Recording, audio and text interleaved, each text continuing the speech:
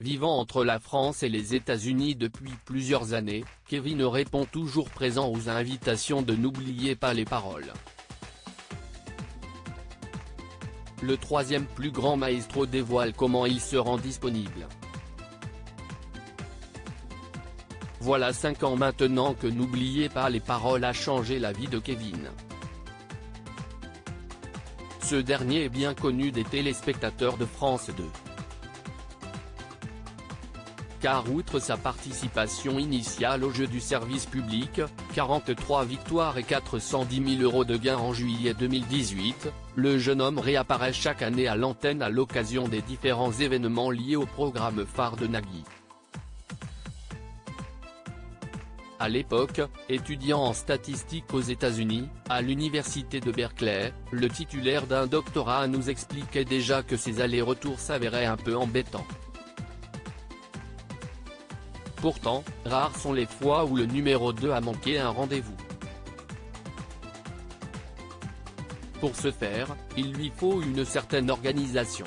Kevin, N'oubliez pas les paroles, un agenda régi par ses proches et l'émission au cours d'un entretien qu'il nous a accordé, Kevin a détaillé non pas sa routine de révision, d'autres maestros ont pu déjà le faire, mais plutôt son planning pour se rendre disponible 3 fois par an minimum, pendant la rentrée, avec les masters, j'essaye de m'arranger même si c'est de plus en plus compliqué.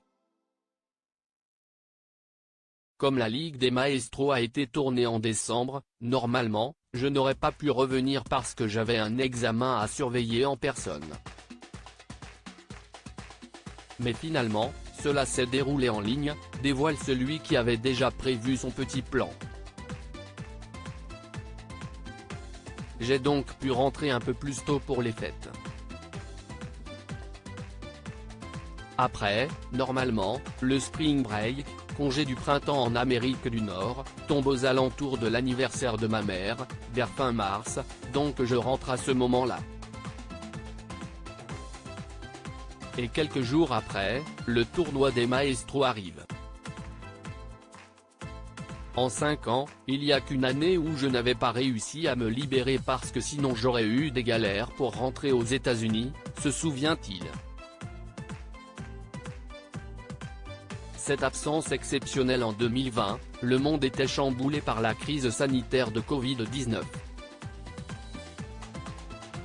Le statisticien ne pouvait donc pas se permettre de voyager de l'autre côté de l'Atlantique, au risque de ne pas pouvoir rentrer en France, les frontières entre les Américaines ayant été fermées. Sa camarade et amie Margot avait partagé sa déception de ne pas jouer à ses côtés.